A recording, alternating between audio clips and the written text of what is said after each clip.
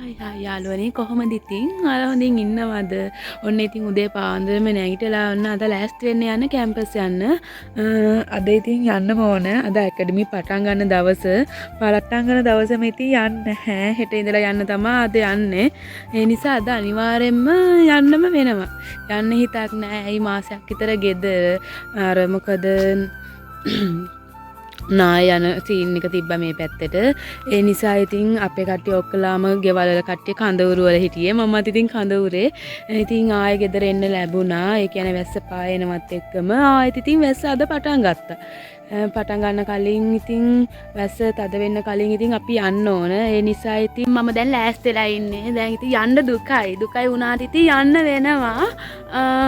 මොනවා කරන්නද ඉතින්? ඉගෙන ගන්න ඕන. ඉගෙන ගන්න කාලේ ගොඩාම දුක අම්මා දාලා යන්න. එයා තනියම ගෙදර ඉන්නේ. ඒ නිසා තමයි දුක.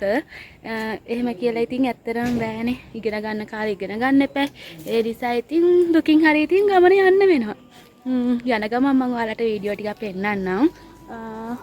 බලමු මේ පැත්ත හරියම දැන් වැස්සනේ. වැස්ස නිසා කූඩැල්ලෝ ගොඩක් ඉන්නවා. දැන් මම කොහොමද පල්ලෙහාට යන්නේ කියලා බලාගෙන ඉන්නේ. මේ පල්ලෙහාට යන්න බෑ. ඒ කියන්නේ අපේ ගෙවල් තියෙන කන්දක් උඩ. කන්ද ඉතින් පල්ලෙහාට බහගෙන යන්න ඕන බස් එකට යන්න. ඒ යනකොට ඉතින් සැහැණ කූඩැල්ලෝ නගිනවා.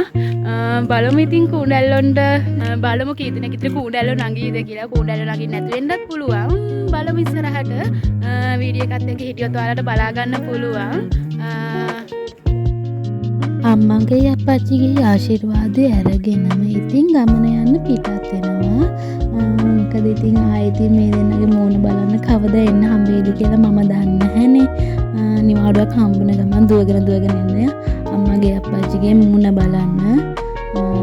අප්පච්චි නම් වැඩට යනවා. අම්මා විතරයි ඉතින් ගෙදර. ඒ දුක නම් හරිම දුකයි. එයා ඉතින් තනියම ගෙදර නිසා බෑග් ටිකත් අරගෙන එළියට ආවා. සරප්පු දෙක අතේ තමා ගෙනියන්න දෙන්නේ. මොකද මේ පල්ලම් වහිනකොට ලෙස්සනවා පාරවල්. ඒ නිසා ඉතින් සරප්පු දෙක අතේ අරගෙනම ලෑස්ති වෙනවා මේ යන්න. මේ අපේ අම්මගේ යන ගමන් තියෙන තක්කාලි කොටුව සවුත් වුණා වැස්ස නිසා. සරප්පු දෙකක් නැතුවම පල්ලම් බැහැගෙන යන ගමන් නැතිව ඔය ඉතින් අපේ අප්පච්චි යන්නේ මාළු ඉතින් පල්ලම් දෙක බැහැගෙන ඇවිල්ලා පාරට මාව ගමන් ඉතින් කකුල් දෙක හොදගන්නවා. මොකද කරන්නේ කියන්නේ. එහෙම ඉතින් කකුල් දෙක හොදගෙන මගේ ගමන යන්න මම පිටත් වුණා. ඉතින් තවත් ලස්සන වීඩියෝ එකකින් ඔයාලත් එක්ක එකතු වෙනකම් මම ගිහින් එන්නම්. බායි බුදු සරණයි හැමෝටම පරිස්සමෙන් ඉන්න ආදරේ.